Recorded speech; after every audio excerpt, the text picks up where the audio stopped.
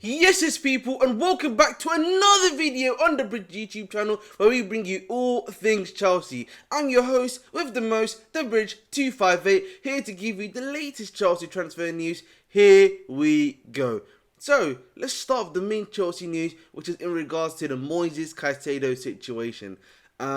So, there's been some breaking news in regards to that. Apparently, Chelsea and Brighton are currently at an impasse in regards to the situation. Brighton are still holding out firm for the £100 million, and that's what they believe Moises Caicedo is worth. As I said to you guys in previous transfer news videos, it's been reported that they see Moises Caicedo as having a higher ceiling to Declan Rice, and considering the fact that Declan Rice went for 105 million, they believe they should be getting a similar to or slightly lower amount to what Declan Rice went for.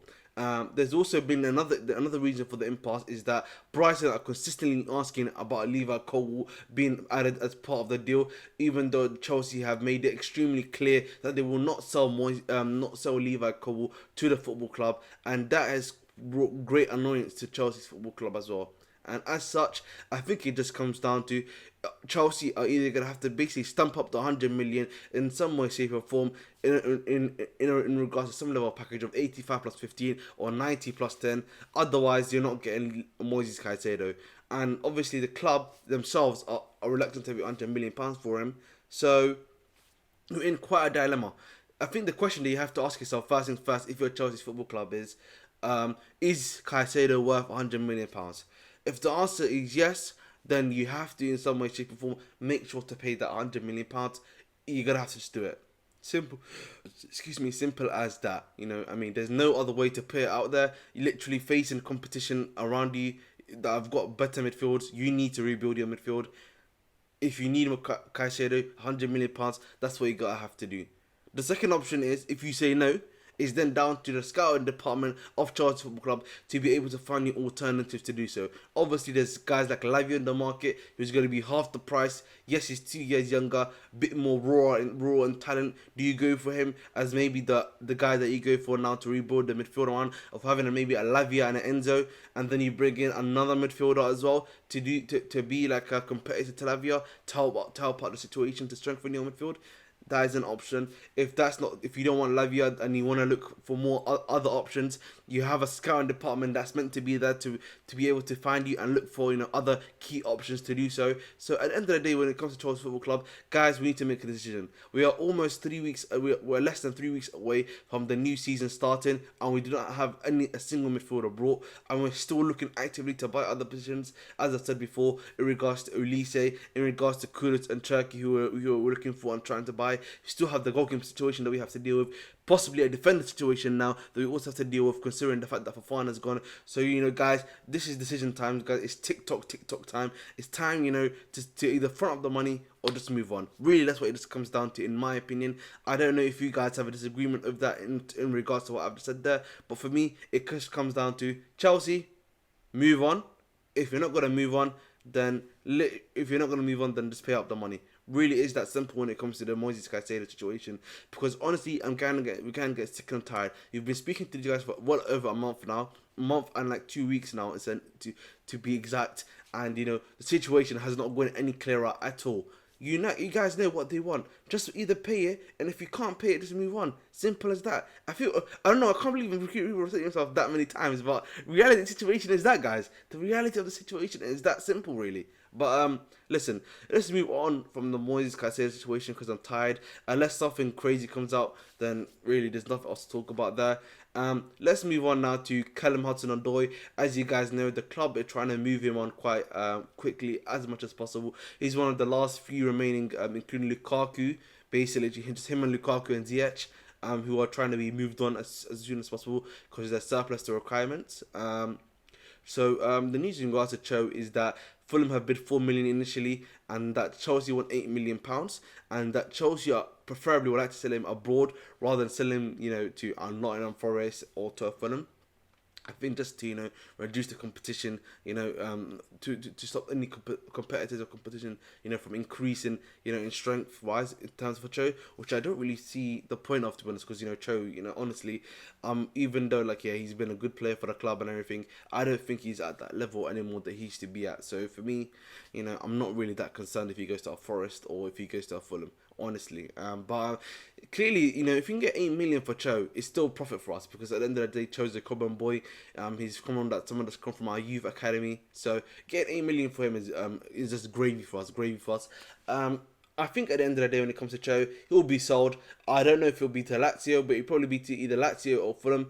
I think obviously with the situation of Nottingham Forest and then buying, I believe Anthony Elanga from Manchester United because he just had a medical today, then I think it's more than likely that he will go to Fulham. So Fulham stop up the £8 million. They'll probably stop up the £8 million once what's his name Mitrovic is officially sold. And once he's sold, I can see the £8 million and then being bidded up by Fulham, and then he goes to Fulham Football Club. So and plus, it's not too far down the road. He'll still be local, still be in London, still be very close to Chelsea. Literally, as I said to you guys before, I think I said it yesterday actually, because it's in Putney. It's literally just one main road from Stamford Bridge to what's it called, Fulham, where it's just literally that main road all the way to Putney Bridge.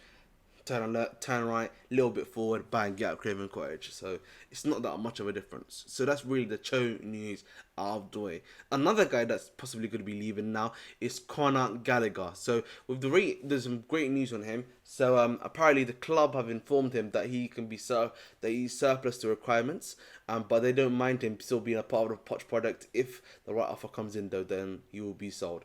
Apparently West Ham and Tottenham are very, very interested. They both have been speaking to the player, and that they've been telling him, listen, we want you at the football club, we want you at the football club, etc., etc. So really, he could be going to one of those two clubs in either Tottenham or a West Ham. I probably think he might go to West Ham. West Ham are just received 105 million from Declan Rice, so they've really got the piece, the piece. They've got the bread to pay, for Conor Gallagher in this situation. So listen, man, if I'm Conor Gallagher, why do you go to West Ham, be a part of their rebuild? You're gonna have Europa League football. You'll be a lot more loved by the fans. And when you look at Chelsea Football Club and you see the way that he's been playing, I just don't think, he fits us technically, while all other players are taking maybe one touch, two touch passes. This guy is taking four, 5 touches before, passing it through. He almost seems like he's charging his passes. I just don't know, man. At Chelsea, he's not going to be a starter. He's more than likely going to be a bench option either way. So, if I'm him, why would I stay at Chelsea? Because for me, it's like, the situation for me is like, listen, if I'm not going to be starting at Chelsea, if I'm not going to be playing football at Chelsea, what's the point of me going there? And, honestly, I couldn't agree more of that situation, you know what I'm saying? So, Conor, bro, if it's time to move on, I think it's time to move on, honestly, man. Because I don't see any other way for you right now. So, Conor Gallagher is probably going to get moved on. I actually think that this may mean a couple of things as well. Domino effect, which means that, in my opinion, Chelsea probably are more than likely going to be going to get more than one player. Probably we're seeing more likely we're going to be getting either a Olise +1 now, or maybe Olise plus Kudus now, because if Gallagher goes, you got a free spot in the team, a guy who can play either a cam or like an 8, and a Kudus could do that for you. Honestly, maybe you can just have someone like a Cherki and an Olise. Olise focuses more on the right wing. Cherki focuses a lot more in the cam position. Cherki follows a lot more on the campus, I should say, sorry.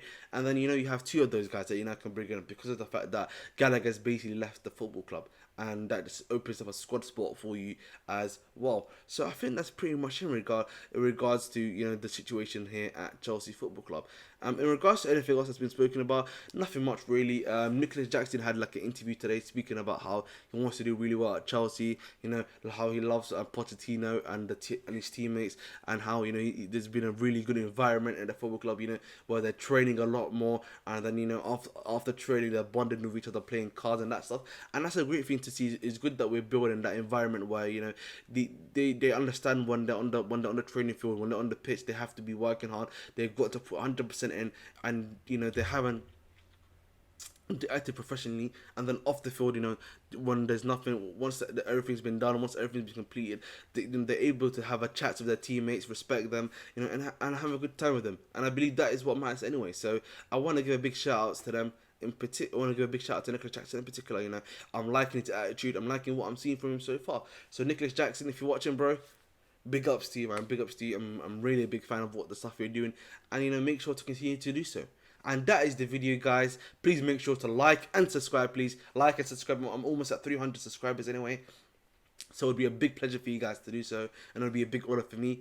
Thank you again for watching the video, and again, catch me again on Wednesday for my live streams as usual at 7 p.m. and then at midnight of I believe, sorry, at 1 a.m. Sorry, not 1 a.m.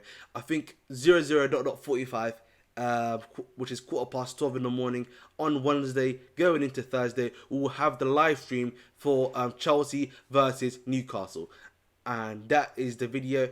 And remember to always stay blue.